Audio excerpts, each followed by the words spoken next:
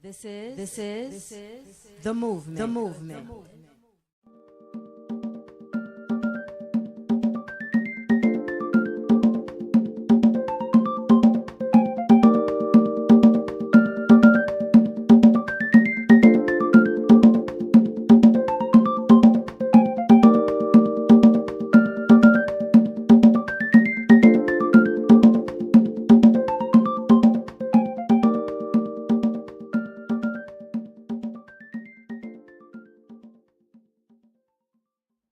Outside of that relationship, the relationship that you had with your daughter's father, I remember you expressing, just the kind of always feeling alone or, I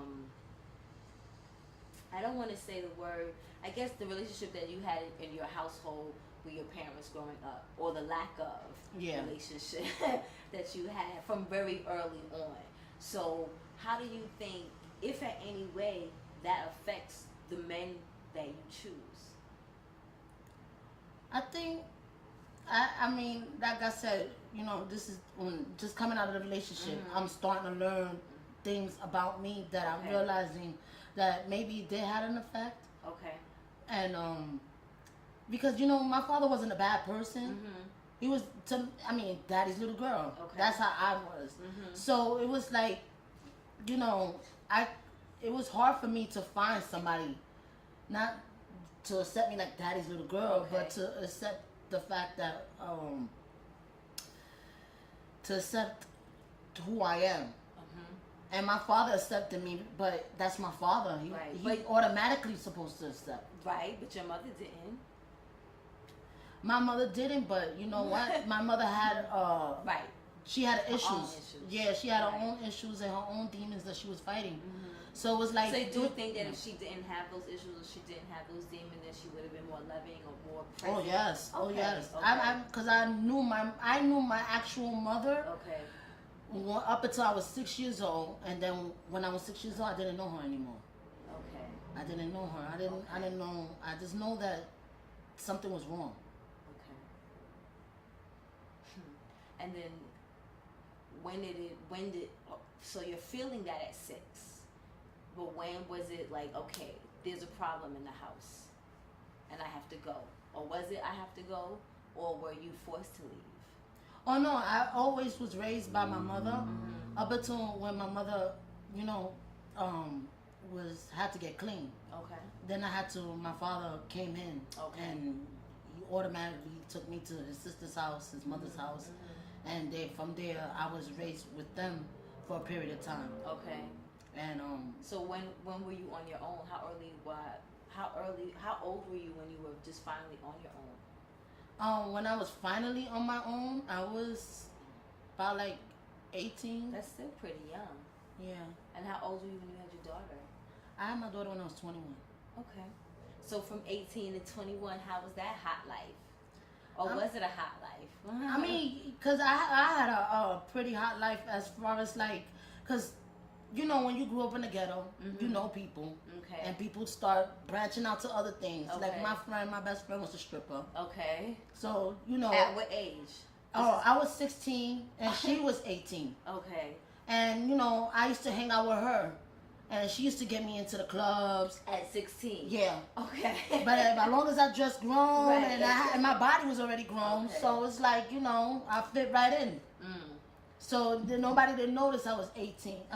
Knowing that now, how does that affect you as a mother, and now having a 14-year-old, 13-year-old developing into her body? That's why I try to do the best that I can to steer my daughter the right direction. Okay. And make her focus. When I make her focus on books, but I would like for her to stay on that path. Because you can't make these kids do anything, Right. These kids are so surrounded by peer pressure, and then, everybody's doing this, everybody's doing that. And then you just say yourself, your best friend was a few years older than you and was already in the life. So, you hanging out, not necessarily partaking, but you there because you with your homegirl. So how it's just as easy for that to happen to your daughter. Yeah, and my mother, when she found out I was hanging out with my stripper friends, she would be like, You're a stripper too. I'm like, I'm not a stripper. Trust me, we'll be out this. No, that's right. But I'm not no stripper. I just hung out with her, and now I look back, and I'm still friends with her to this day. Okay. I'm still friends with her to this day, and I look back at it, and I'm like, I wouldn't want my daughter to be hanging out with strippers and club promoters and club people and all of that. But you know, I can't say everything was innocent, but I really didn't project myself out there like that towards everybody. Okay. You know, like you know, No, I get it. Yeah, like whatever I did, I lived in that neighborhood. I just didn't hang out in that neighborhood. Okay. I have friends outside of the neighborhood, or you know, just one particular person I would just hang out with, because not everybody you can hang out with when you're growing up in that type of environment. So do you think that the different relationships, even though they were long term, affected your daughter in any way? You know, I asked my daughter questions like, how did you feel, or when this happened, or because you know she's seen certain incidents. Not that I try to guard my daughter as best as I can with the situation that I've been through. Because you're in there after a year or two, they would actually are around. So they're around her. You know, she's how 13, 14. No, she's 12. I'm sorry. That's all right. That's add okay. no years. I know. That's okay. That's okay. Don't want to add no years, girl, because it'll be 14 before you know it. So 12. So the 8 years, that the majority of her life so far has been the gentleman you just ended your relationship with, and then her father. So and I don't know. Does she even remember my brother? Yeah, she does. Okay, You all remember right. So here you have, 3 men in a 12-year span, even though the father doesn't go nowhere because that's her father. Yeah. You know what I'm saying? At 12, is she able to express? Because I feel like my daughter's able to express her sadness she feels for me. Okay. Not necessarily how she feels about what she saw. Yes, and that's the same experience that I'm going through with my daughter. And I try to show her something different. Okay. Like just like what you were saying earlier about the YouTube. Like I show her, look, come and watch this with me.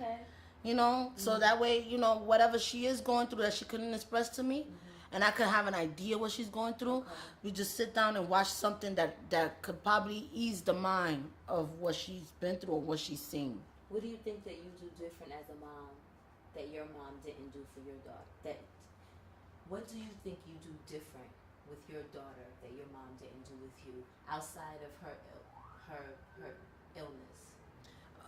My mom, she cared a lot about me, but she wasn't like emotionally there. Okay. She was not emotionally there. I want to be. Alive? Yeah, she's still alive. Do you have a relationship with her now? Yeah, I try to build it the best way I can. Okay. Being she's still faced with her reality. Oh, is she still? Yeah, she's still not in recovery. This is the slow progress for her. Okay. But with my daughter, I show her things not that everything that I've been through, because I don't feel like she's ready for all that information just yet. Okay. And so I'm taking each information, each stage that she goes through, then I'll just spill a little. So, a little at a time, not too much, because there's too much for the kids, to go through all that. Well, I remember one thing now that stuck out in my head that's too much for the kids, and we don't want to have conversations with them too early, because we don't want to address certain things too early that's already come.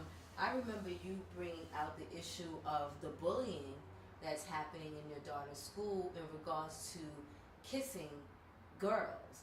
Yeah. Because your daughter goes to an all-girls school. Yeah. And here where you normally parents put their kids in single sex schools to protect them from the other, sex. Yeah. And here, you have a preteen not even a teenager yet, who is dealing with issues of being pressured to kiss a girl. So now I bring that up to bring, that's something I don't think is appropriate to talk about at 12 or 11 or 10. But the reality is, if you don't talk about it, then they're talking about it amongst themselves because they're experiencing it. So how have you dealt with that with your daughter? Well, first of all, when you said experiencing it, yeah, they're experiencing it at the same time, but they're not very experienced on what it is to be in that life. Mm-hmm. They're just learning, just like the rest of their peers. And I'd rather my daughter come with me where, like, if my daughter was to say, "Mommy, I want to know how it is to kiss a girl," or "I am interested in a girl," I would like for my daughter to come with me with information with that. Because what happens is that these kids, they take it upon themselves to want to try this and want to try that, but they don't know if they're headed on the right path of what they're doing. Mm-hmm. And there's nobody steering them and telling them, "Look, if you want to be about this life, this is what happens. This is what comes with the territory." You know, I had a friend that he knew he was gay since he was a young boy. Mm-hmm. You know, and you know he couldn't even express his parents to tell his parents, you know, that he wants to come out the closet. Okay. And it led to other things, like damaging the body, like you know, the low self-esteem. Okay. Not loving himself the way he needed to love himself. Okay. You know, and I didn't want my daughter to head into that path. Mm-hmm. I wanted my daughter, I want to be able to tell my daughter, these are the things you may face. You're going to face somebody calling you a dyke, a faggot, or you're going to face where you're going to feel alone. And no, you can't have nobody to talk to. And I don't want you to feel that way because I want you to talk to me. Mm-hmm. I don't want you to talk to somebody and then think that they're going to give you heroin or coke or a molly just to get rid of the pain, because the pain is going to always be there. Mm-hmm. As long as you don't address it, it's always going to be there. Mm-hmm. Do you think that she can actually grasp what you're trying to say, or do you feel like it doesn't even matter if you grasp it, I'm just going to plant the seed? You know, she grasped it. Okay. And I seen that she does listen.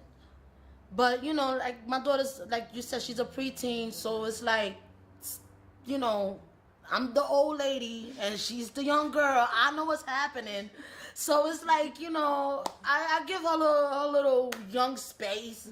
So, you know. But you're a young mother. Yeah, I am a young mother. She don't get it. She don't get it. She doesn't get it. What do you find is the commonality of the other parents? And what you go to, like, is your daughter in a school that's like a village where the parents actually talk to each other? Yes, okay. We communicate with each other. If the kids have a party to go to, because my daughter just went to a party last week. Mm-hmm. Her mother communicated with me. They let me know what address she's going to be at. I know the mother already. Okay. You know, like, it takes a village to raise a child, and that school is actually a village built for those children. Okay. So I commend that school. Isha told me, Isha's 13. So Isha told me in middle school, 6th, 7th, and 8th. This is how it breaks down. Because, you know, you just left elementary school, so you're still young and still pure, 5th grade. So now, come to junior high school, you're all eager, 6th grade, but you come in with this innocence still. Because, you're just turning 11, you know. Mm-hmm. But peer pressure or things are starting to be introduced to you at 6th grade, but you're 11, 12, so you're not really ready, but they're being introduced to you. By the 7th grade, you decide whether or not you want to experiment and try it. You may not, but now you start to think about, maybe. By the 8th grade, you have decided what you're doing or not doing, and you have fully decided to engage, whether it's to smoke weed, not smoke weed, engage in intimacy, not engage, whatever. That's how it breaks down. So your daughter is in the 7th grade. Yes. And this is something that someone just a year older than me told me last week. Well, I don't know, because she just started off, this is the second month of the 7th grade. So we got like a couple of more months to see how it's really going to turn out. But, you know, last year, 6th grade, you know, I seen her going through peer pressure. I even seen her going through peer pressure at 5th grade. Okay. And when I seen that, I put my foot down, but I also have to learn how to be open minded. And that's like I think that's the major key, because what happens is that when we don't be open minded, these kids turn to other people, misguided people, and they turn to misguided people, and then it causes a bigger problem. And then that's too much of a problem for me to handle or look at. Right. So I tend to cut certain things off before it progresses. Okay. So, I could, like I said, just be open minded to what they tell us, and hopefully they'll follow the right You path. had mentioned that you were getting your GED. Yes. Okay. Do you feel like the lack of education has affected where you are in life, or where you not where you? Okay.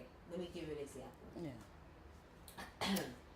I don't have a degree of any sort from college, Okay. but I have 20 years experience in the industry that I've been in. Okay. But now when it comes to looking for work, I'm still not able to get work at a price or at a fair wage, because I don't have a degree stating that I've done this, that, and the third, even though I have 20-year experience.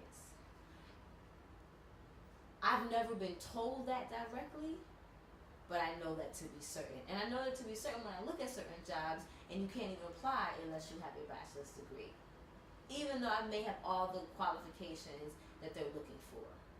So I ask you, you not having your GED or high school diploma, then on top not having a degree, has that interfered any with the lifestyle that you're in, the lifestyle you want to be in, the jobs you've been in, the job you want to be in, the career you want to be in? Like, how has that affected, or has it not? Has it not played a problem at all? Yeah, it did. It played. I could say that I was blessed. Okay. I could say that I had city jobs. Okay. Since since I don't have a high school diploma or GED, I was blessed with city jobs. I was blessed of getting certificates without even a GED, and my life progressed as it went. But then I noticed that when I was progressing, that was that main quality that was stopping me. Okay. And that's when I said, that's when it hit me like, boom, I need this. I need this. And, that's a part of my survival now. Okay. And now I have to make it whole again with the whole GED. And I know once I get my I know people that got their GEDs collecting dust.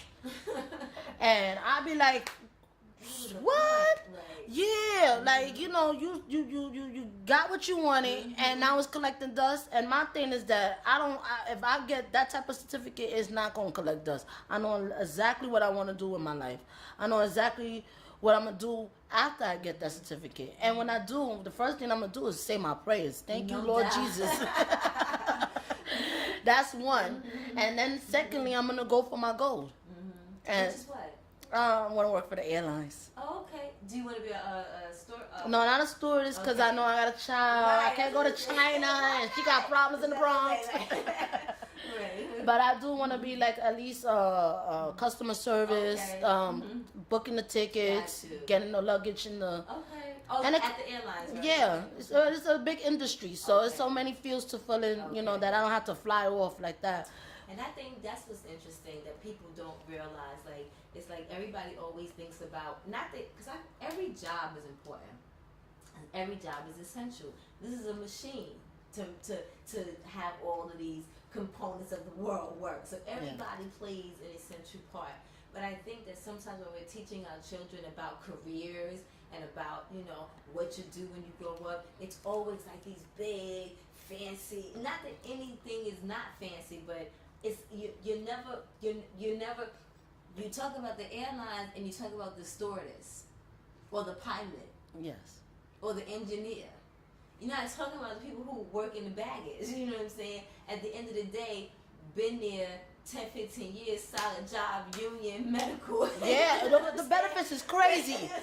The benefits is crazy in the airlines, and that's why I appreciate it, because it doesn't matter. You could be a maintenance person and still get frequent flyer miles around the world. Right. See, this is what I like about the airlines, is because it goes from any range of the different, like you said, different aspects of the airline, the job and the People don't position. really think about that because they're teaching you, be the pilot or the stewardess. And which is a good quality to have.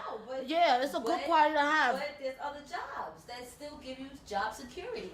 Yeah, and those and other opportunity. Yeah, and those other jobs, not for nothing. I'm not knocking other jobs either, but I can't see myself working for security, and then I get bored and I fall asleep, and then I don't want to do all that, and I wake up and I'm fired, You gotta know what you're good at. Yeah, exactly. And get it when you fit in. Right, get in where you fit in, because I be thinking about that now when I'm like, going to look for work or going to these interviews, and I'm like, okay, can I really handle rush hour every morning and not get fired week 3 because I woke up and was like, you saw how this morning went? I was like, oh. But man. you know what, Kat? In all honesty, I had a heart-to-heart talk with my daughter, and I told her, like, you want to get your high school diploma, and not only that, if you want to go to college, you want to finish up and get your degree, what you want in life. I wasn't able to do the same. I'm not able to do the same things when I didn't have the opportunity, and I didn't have the structure. But she could say, but you still got opportunity. You still was blessed. Yeah. You still had good jobs. Because that's how Isaiah looked. I'm out here. I'm going to go get money. I mean, I think my daughter sees the struggles that I go through. And, I'm like, my daughter's like my tail. And there's certain things that I don't want her to see, so I keep it away from her. And when she's around me, she sees the struggles. So she's like, at a point in her life, I'm pretty sure my daughter looks at it like, you know what, mommy, I see what you're going through. And this, like I said, I had a heart-to-heart talk with her. She's like, when I get older, I want to buy a house, and you're going to come live with me. And I'm surprised, because I was like, I don't want to live with my mother. I'm ready to leave out of my mother's house. You know what I'm saying? When I was her age. You know what I'm saying? So for her to say that, I'm like, wow, that's, she's... Doing something right. Yeah. And then not only that, that's what really wanted to make me get my GED, because I told her, you know what, I want to work for the airlines, and I want to be able to give you the world. Because, you can read stuff on the textbook about slavery. You can read things about George Washington or whatever history they have, in the textbooks nowadays. But it's nothing like going there to those places and actually seeing and grasping, and getting the whole of the real truth. And where you from? Where are your people from? Well, my mother's Puerto Rican, my father's black. Okay, so were you considering your neighborhood a mixed kid or not? You was regular. I was regular because I grew up with Puerto Ricans and I grew up with blacks. Do the Puerto Ricans treat you like you Puerto Rican, or do they treat you like you black? Cause isn't there like a beef, or is that beef between Puerto Ricans and Dominicans? Oh yeah, it was. I mean, back in the days, I felt like we all Latin. Mm-hmm. We all come, and not only that, we all black, so we come from the same race. So I can't divide everything, but being that we live in a society where there is division. Yeah, there is division. So there's times I've been called a nigga, or treated like one, and you know what I'm saying. People. Yep, by my people. Okay. And now I have to sit there and speak Spanish and let them know that, wait, hold up, oh shoot, and then they realize, wait, I'm dissing my own peoples. You get what I'm saying? And then there's times where I hang out with my Spanish people, and they may say things about other races, but then they look around and be like, nah, you know what? Nah, that's not cool. You know what I'm saying? And you'd be surprised because your people won't help you as much as I will help you. And do you like your daughter's friends? I like them. I do, but I see certain ones are still like you could tell something is not there. Okay. You know what I'm saying? And then it's like, I'm not your mother. I'm not going to tell you what to do. But I'm going to tell you when you're around my daughter that I don't play. You know what I'm saying? Like, it come to a time when my daughter thought she could come home whenever she wants to. Okay. And I had to tell her friends, I text all her friends, boop, boop, boop, boop, boop. If my daughter doesn't come home at 5:30, I will be calling the cops. Have a nice day, young ladies, and all that. And I kept it with the way it is. And all of them text me back, talk about, did she get there yet? Did she get there yet? And I was like, okay, all right. I said, she got here safe. Thank you, guys. You know, have a nice evening. Didn't want to oppose on nobody, but I had to tell it the way it is. Right. Because at the end of the day, that's my child. Right. You know what I'm saying? And I understand y'all want to go to the latest parties. I understand y'all want to hang out. Does your daughter want to look older, or is she wanting to wear makeup? How are you with her? Developing and they want to look. I don't think they want to look grown. I just think they want to look. My daughter didn't get to the part with the makeup just yet. Mm-hmm. I think my daughter wants to keep everything natural. Mm-hmm. She don't want no more perms in her hair. Mm-hmm. So I commend that. Mm-hmm. And I try to do. Any more perms either. Yeah, so I think natural's like the good trend. Okay. I want to keep up with that. Mm-hmm. With that. Now with that being said, with the piercing, and my daughter mentioned about she wanted a piercing. Okay. And I told her the same thing. I'm like, I can't have you. You have to understand that you're big here, and then you're developing here. And she's 12. And she's 12. Right. And not a lot of guys understand that. They just look at it, oh, she got makeup, she's looking good for me. Or she's looking good because she wants me to rap her. You get what I'm saying? We got a lot of perverted minds out there. So I try to address that to her so that way I could tell her, like, I don't want you to get the wrong impression to anybody in society that it's okay to rap up to you because you got makeup, you overdeveloped, but you they dresses. look anyway. You know, I got makeup on or anything, and it's how I respond to them. If I don't respond to them any kind of way, it doesn't matter. I'm not doing it for them, mommy. Well, you know what? You may not be doing it for them, but they take it the way differently. Everybody doesn't take it the way you take it. So the best way to take that situation is not to try to steer them away from something that they want and show them something new. Show them something new and interesting. Like if you want to go natural, I'm gonna show you a hairstyle. Let's do this hairstyle together. Keep our mind off of to thinking about makeup and stuff like that. Or come on, let's go shopping. And look, this looks nice on mommy. This looks nice on mommy. Then here, I'll get you an outfit like that too. You get what I'm saying? If the outfit is closed up here and it's closed and it don't show too much down here, and if she likes it, then I'll show her a couple of outfits that, you get what I'm saying, so she could get her mind off of dressing too tight. Okay. So I try my hardest to steer it away. Like I said, there's too much peer pressure all around. So mommy's word, old lady mommy, word is not valid. So This is the movement. The movement.